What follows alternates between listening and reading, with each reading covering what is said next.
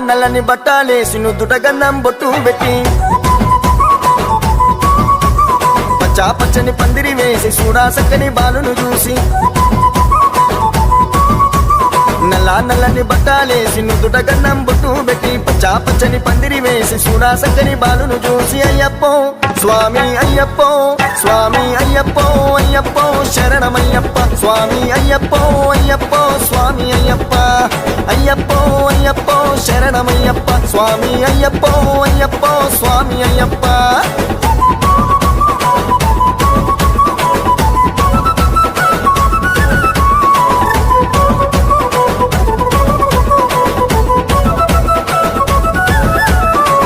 స్వామి